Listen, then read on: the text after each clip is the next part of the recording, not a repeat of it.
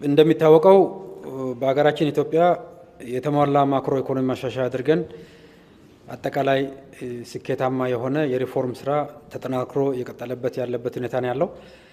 በተለይ የተሟላ ማክሮ ኢኮኖሚ ማሻሻያችን ፈጣን እድገትን በማረጋገጥ አጠቃላይ በዋና ዋና የኢኮኖሚ አመልካቾች የኢንፍሌሽንን በመቀነስ ኤክስፖርትን በከፍተኛ ደረጃ በማሳደግ አጠቃላይ የባንኮች ዘርፍ ጤናማነትና እድገትን የበለጠ ተጠናክሮ እንዲቀጥል በማድረግ በኢኮኖሚ ውስጥ ያለው ምርታማነት በማሳደግ ረገድ እጅግ በጣም ታሪካዊና ከፍተኛ ውጤት እያስመዘገበ ያለ የኢኮኖሚ ሪፎርም ስኬታማ በሆነ መልኩ እያካሄድ የምንገኝበት መሆኑ ይታወቃል። በተለይ ኢኮኖሚው የሚያስፈልጋቸው ዋና ዋና ስትራቴጂክ ኮሞዲቲስ የሚባሉት አስተማማኝ አቅርቦት እንዲኖራቸው በማድረግ ከፍተኛ ውጭ ምንዛሪ በመመደብና እንዲሁም ድጎማ በማድረግ እየቀረበ የሚገኝ መሆኑ ይታወቃል። ከዚህ ውስጥ ዋነኛው የነዳጅ አቅርቦት ነው። ሀገራችን ኢትዮጵያ የነዳጅ አቅርቦትን አስተማማኝነት ለማረጋገጥ በየዓመቱ ከ4.2 ቢሊዮን ዶላር በላይ የውጭ ምንዛሪ በመመደብ አስተማማኝ አቅርቦት እንዲኖር በከፍተኛ ውጤታማ በሆነ መልኩ የተሰራ የሚገኝ መሆኑ ይታወቃል። የተሟላ ማክሮ ኢኮኖሚ ማሻሻያ ካደረግን በኋላ ደግሞ በመቶ ቢሊዮኖች የሚቆጠር ድጎማ በነዳጅ ላይ በማድረግ ምንም እንኳን የምንዛሪ ለውጡ ተከትሎ የዓለም ነዳጅ ዋጋ ጋር ተገናኝቶ ዋጋው ደረጃ በደረጃ ወደ ማህበረሰብ መተላለፍ ያለበት ቢሆንም ወቅታዊ ጫና ከኢንፍሌሽን ጋር ተያያዥ ጫናዎች እንዳያመጣ በማሰብ በከፍተኛ ጥንቃቄ እየደጎምን ከምንገኛቸው ቁልፍ ምርት ነዳጅ ነው ዋነኛው ማለት ይቻላል። ስለዚህ ነዳጅ ከፍተኛ የውጭ ምንዛሪ አቅርቦት ብቻም ሳይሆን በከፍተኛ የመንግስት በጀት ድጎማም ጭምር አስተማማኝ በሆነ መልኩ አቅርቦቱ የተጠናከረ ያለበት ሁኔታ መሆኑ ይታወቃል። ሆኖም ግን መንግስት በዚህ ከፍተኛ የውጭ ምንዛሪ ምደባና በከፍተኛ ድጎማ እያቀረበ ያለው ምርት በትክክለኛው የግብይት ሰንሰለት ተከትሎ መንግስት ባስቀመጠው የገበያ ዋጋ እየተሸጠ እንዳልሆነና ህብረተሰቡን ለከፍተኛ እንግልት የተዳረገ መሆኑን መንግስት በቅርቡ ባደረገው ሰፊ ጥናት ማረጋገጥ ተችሏል። ስለዚህ በከፍተኛ ውጭ ምንዛሪ የሚገዛው ይሄ ምርት እንዲሁም በከፍተኛ የበጀት ድጎማ ለህብረተሰቡ መቅረብ ከነበረበት ዋጋ በላይ በተለያዩ የሀገሪቱ አካባቢዎች አዲስ አበባን ጨምሮ ከተቀመጠለት የመንግስት ዋጋ በላይ እየተሸጠ እንደሆነ ተደርሶበታል።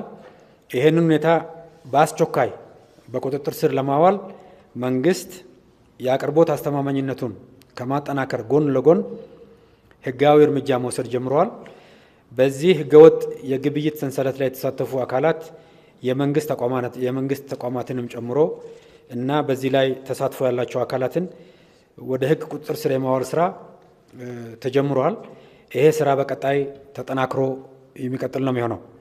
በተለይ በአሁኑ ጊዜ በመካከለኛው ምስራቅ ባለው ጦርነት የተነሳ የነዳጅ አቅርቦት ሰንሰለት ከፍተኛ መስተጓጎል አጋጥሞታል። እንዲሁም የዓለም የነዳጅ ዋጋ በከፍተኛ ደረጃ አድጓል። ለምሳሌ በትላንትናው ዕለት የድፍድፍ ነዳጅ ዋጋ ከጦርነቱ በፊት 69 የነበረ ሲሆን የአሁኑ ዋጋው 98 ደርሷል። ዶላር የአንድ በርሜል በዶላር ማለት ነው።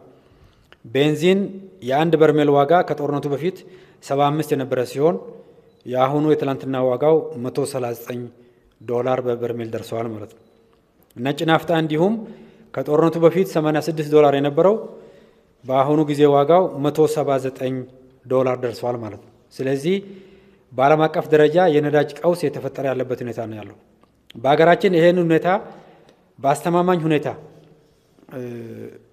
ማኔጅ ለማድረግ የአቅርቦት ሰንሰለት መቋረጥ ባጋጠመው በሆርሙዝ ሰርጥ በኩል ሊያጋጥም የሚችለውን የነዳጅ አቅርቦት ፍሰት ለመቋቋም እንዲቻል በሌሎች አማራጮች በአፋጣኝ የነዳጅ ግዢ በማድረግ በሀገራችን የሚቀርበው የነዳጅ አቅርቦት አስተማማኝነት እንዲረጋገጥ ከፍተኛ ጥረት ያለው ስራ እየተሰራ ይገኛል።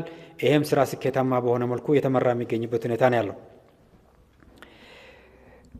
ሆኖም ግን መንግስት ከፍተኛ ውጭ ምንዛሪ እየመደበ ከፍተኛ ድጎማም እያደረገ የሚያቀርበው ነዳጅ በህገወጥ ነጋዴዎች እና ተባባሪዎቻቸው አማካኝነት በህብረተሰብ ላይ የዋጋ ጭማሪ ባለው መልኩ መንግስት ከወሰነው ውጪ እየተሰራ ያለው ስራ በአፋጣኝ ቁጥጥር ስር ለማዋል የተጀመረው ህጋዊ እርምጃ ተጠናክሮ የሚቀጥል ይሆናል። በቅርቡም ከክልሎች ጋርም ከአንድ ሳምንት በፊት በዚህ ዙሪያ ከሚሰሩ ነዳጅ ኩባንያዎች ጋር ሰፋ ያለ ውይይት አድርገናል። በቀጣይም ከክልሎች ጋር ሰፋ ያለ ውይይት የሚካሄድ ይሆናል። የተጀመረው ህጋዊ እርምጃ ተጠናክሮ የሚቀጥል ነው የሚሆነው። ስለዚህ የህጋዊ እርምጃ እንዲሳካ ሁሉም ማህበረሰብ በከፍተኛ ደረጃ ከመንግስት ጸጥታ አካላት እና የህግ አስከባሪ አካላት ጎን በመሆን ይሄ ስራ ስኬታማ እንዲሆን የበኩላችሁን ትብብር እንድታደርጉ ጥሪያችንን እናቀርባለን። ከዚህ በተጨማሪ ምንም እንኳ የዓለም ዋጋ ጭማሪ የነዳጅ ዋጋ ጭማሪ ከፍተኛ ቢሆንም የኢትዮጵያ መንግስት አሁንም ነዳጅን በከፍተኛ ድጎማ ነው ለህብረተሰቡ እያቀረበ ያለው። የነዳጅ ዋጋ ላይ በትላንትናው ዕለት መጠነኛ ማሻሻያ አድርገናል። በትላንትናው ዕለት የቤንዚን የመሸጫ ዋጋ 132.18 ሳንቲም በሊትር እንዲሆን ተደርገዋል። የነጭ ናፍጣ ደግሞ 139.84 እንዲሆን ተደርገዋል። ይሄ መጠነኛ የዋጋ ማሻሻያ ነው የተደረገው። እንዲሁም ለመጀመሪያ ጊዜ የቀጥታ ተጠቃሚ የናፍጣ ቀጥታ ተጠቃሚ የሚባሉት አካላት የፕሮጀክቶች እና የኩባንያዎች የማዕድንም ሊሆን ይችላል፣ የፋብሪካዎችም ሊሆን ይችላል፣ ሌሎች በልዩ መልኩ ነዳጅ የሚቀርብላቸው የናፍጣ የሚቀርብላቸው የቀጥታ ተጠቃሚዎች የ1 ሊትር ዋጋ 185 ብር እንዲሆን ተደርጓል። ይህንን የዋጋ ጭማሪ ከጦርነቱ በፊት ከነበረው የዓለም አቀፍ ዋጋ አንጻር በምናነጻጽርበት ጊዜ ለምሳሌ ቤንዚን የቀድሞ ዋጋው 129.12 የነበረው ከጦርነቱ በፊት በነበረው የዓለም አቀፍ ዋጋ ወደ ህብረተሰቡ ብናስተላልፍ ኖሮ ጅቡቲ ላይ የምንረከብበት ማለት ነው 157.89 ብር መሆን ይገባው ነበር። ነጭ ናፍጣ ደግሞ 129.12 ብር ነው ስንሸጥ የነበረው። ይሄም መሆን የነበረበት 182.80 ነው። ይሄም ያሳየው ከጦርነቱ በፊትም ቢሆን ቤንዚን 28 ብር 28.77 ብር እንዲሁም ነጭ ናፍጣ 53.68 ብር እየደጎምን የነበረ መሆኑ ያሳያል ማለት ነው። ይሄም በጣም ከፍተኛ ድጎማ ነው። በትላንትናው ዕለት የተደረገው ጭማሪ በጣም ዝቅተኛ ጭማሪ ተደርጎ የሚታይ ነው። በተለይ ደግሞ አሁን የዓለም ዋጋ ከደረሰበት አንጻር በምናነጻጽርበት ጊዜ አሁን የዓለም ዋጋ በትላንትናው ዕለት የደረሰበት ዋጋ ጅቡቲ ላይ የምንረከብበት ዋጋ በምናይበት ጊዜ ቤንዚን 205.74 ሳንቲም 205 ብር .74 ሳንቲም መሆን ነበረበት ማለት ነው። ሆኖም ግን በትላንትናው ዕለት የተደረገው የዋጋ የደረሰበት ዋጋ 132.18 ነው። ይሄ የሚያሳየው አሁን ባለው ዓለም አቀፍ ዋጋ በምናይበት ጊዜ አሁንም ቤንዚንን መንግስት 73 ብር ከ56 ሳንቲም በሊትር እየደጎመ የሚገኝ መሆኑ ያሳያል። እንዲሁም ነጭ ናፍጣን በምንወስድበት ጊዜ ነጭ ናፍጣ አሁን ዓለም አቀፍ ዋጋ የደረሰበት ጅቡቲ የምንረከብበት ዋጋ ማለት ነው በሊትር 238 ብር ከ13 ሳንቲም ደርሷል። ይሄ ትላንትና ዕለት የተወሰነው ውሳኔ 139.84 ብር ሲሆን ይሄ ልዩነቱን በምናይበት ጊዜ ነጭ ናፍጣ ከዓለም አቀፍ ዋጋ አንጻር ጅቡቲ ላይ በምንረክበት ዋጋ በሚነጻጸርበት ጊዜ በ1 ሊትር ብቻ 98 ብር ከ29 ሳንቲም እየደጎምን እንገኛለን ማለት ነው። ስለዚህ የኢትዮጵያ መንግስት በከፍተኛ ኃላፊነት የዓለም አቀፍ ነዳጅ ዋጋም በከፍተኛ ደረጃ አስፈሪ በሆነ መልኩ እየጨመረ ባለበትም ጊዜም ቢሆን በከፍተኛ ድጎማ አሁንም እየቀረበ መሆኑን ህብረተሰቡ ተረድቶ ይሄ በከፍተኛ ውጭ ምንዛሪና የመንግስት ድጎማ እየቀረበው ያለው ሀብት በአግባቡ ጥቅም ላይ እንዲውል በተቀመጠለት የግብይት ሰንሰለት ብቻና መንግስት ባስቀመጠው ዋጋ ብቻ እንዲሸጥ ሁሉም ተዋናዮች የነዳጅ ኩባንያዎች፣ ማደያዎች፣ የመንግስት ተቆጣጣሪ አካላት እንዲሁም በየደረጃ ያሉ ማንኛውም መንግስታዊ ተቋማት፣ የንግድ ድርጅቶችና መላው ህብረተሰቡ ይሄ ጉዳይ ወደ ትክክለኛው መስመር እንዲገባ ከፍተኛ ኃላፊነት እንድትወጡ ለማሳሰብ እፈልጋለሁ። የኢትዮጵያ መንግስት በዓለም አቀፍ ደረጃ የተፈጠረውን የነዳጅ አቅርቦት እና ዋጋ ቀውስ ተከትሎ ሊመጣ የሚችለውን ጫና ለመቋቋም የሚያስችለውን ማንኛውን አማራጭ በመውሰድ በተወሰነ ደረጃ ከዲፖዎቻችንም ለህብረተሰቡ በማቅረብ እንዲሁም ተጨማሪ አጣዳፊ ግዢዎችንም ጭምር በማድረግ አስተማማኝ አቅርቦት እንዲቀጥል እያደረገ ይገኛል። ይሄ ስራ ተጠናክሮ የሚቀጥል ነው የሚሆነው።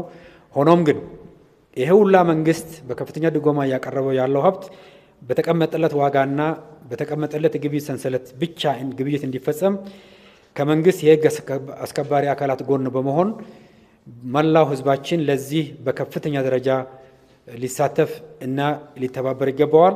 መንግስት የጀመረው በህግ የማስከበሩን ስራ ተጠያቂ የሆኑ አካላትን ወደ ህግ ቁጥጥር ስር ለማዋል የተጀመረው ስራ ተጠናክሮ የሚቀጥል መሆኑን ለመግለጽ እወዳለሁ።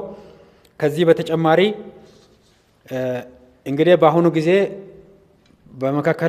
በመካከለኛው ምስራቅ ያለው ጦርነት መቼ እንደሚያቆም እና የተፈጠረው የነዳጅ ምርት ላይ የደረሰው ውድመት እንዲሁም የአቅርቦት ሰንሰለት ላይ የተፈጠረው ችግር እስከ መቼ እንደሚዘልቅ መገመት ስለማይቻል መንግስት ሁኔታዎችን በቅርበት የተከታተለ የሀገራችን የነዳጅ አቅርቦት አስተማማኝ በሆነ መልኩ እንዲቀርብ የሚያደርገውን ጥረት አሁንም አጠናክሮ የሚቀጥል ነው የሚሆነው። ከዚህን ጎን ለጎን ህብረተሰቡ መላው ነዳጅ ተጠቃሚዎች በከፍተኛ ቁጠባና ኃላፊነት ነዳጅን መጠቀም መጀመር ይኖርብናል። ስለዚህ ሁሉም የነዳጅ ተጠቃሚ አካላት እና መላው ማህበረሰቡ እና የንግዱ ማህበረሰብ፣ የመንግስታዊ ተቋማት፣ መንግስታዊ ያልሆኑ ድርጅቶችና ሁሉም ነዳጅ ተጠቃሚ አካላት በሙሉ ነዳጅን በከፍተኛ ቁጠባ መጠቀም እንዳለባችሁ ማሳሰብ እንፈልጋለን። በቅርቡ በተጠና ሁኔታ ተጨማሪ የቁጠባ እርምጃዎች በቀጣይ ለህብረተሰቡ የሚገለጹ ይሆናል። እስከዛ ድረስ ግን አቅርቦት አስተማማኝ እንዲሆን እያደረግን ነው የምንገኘው። የግብይት ሰንሰለቱም በተቀመጠለት ዋጋና የግብይት ሰንሰለት ብቻ እንዲከናወን የህግ የማስከበር ስራው እና በዚህ ዙሪያ ላይ ችግር የፈጠሩ አካላት፣ በሌብነት ዙሪያ ላይ የተሰማሩ አካላት ለመቆጣጠር የሚደረገው ጥረት አጠናክረን የምንቀጥል ነው የሚሆነው። ከዚህ ጎን ለጎን ከፍተኛ የሆነ የቁጠባ ስራ ውስጥ መግባት ይኖርብናል። ስለዚህ መላው የነዳጅ ተጠቃሚዎች እና ማህበረሰባችን ነዳጅን በከፍተኛ ጥንቃቄና ቁጠባ እንድንጠቀም ማሳሰብ ይፈልጋለሁ። በትላንትናው ዕለት የተደረገችው የዋጋ ጭማሪ እጅግ በጣም ዝቅተኛ ዋጋ ጭማሪና በቤንዚንም በናፍጣም አሁንም መንግስት ከፍተኛ ድጎማ እያደረገ መሆኑ እንዲታወቅ፣ አጠቃላይ ደግሞ በመካከለኛው ምስራቅ ከተፈጠረው ጦርነት አንጻር የአቅርቦት ሰንሰለት መቋረጥና የዋጋ እድገቱን ለማቋቋም የሚያስችል በአፋጣኝ ጊዜዎችንም አቅርቦቱን ለማጠናከር የተሰራ ነው የሚገኘው። ስለዚህ በአጠቃላይ መላው ህዝባችን የህግ ማስከበር ስራውን በከፍተኛ ደረጃ እንዲያግዝ እንዲሁም ቁጠባ በከፍተኛ ደረጃ መጠቀም እንዳለብን ለማሳሰብ እወዳለሁ። በቀጣይ ተጨማሪ ዝርዝር የቁጠባ የምናደርግባቸው ውሳኔዎች በመንግስት ሲወሰኑ ይፋ የምናደርግ ይሆናል። አመሰግናለሁ።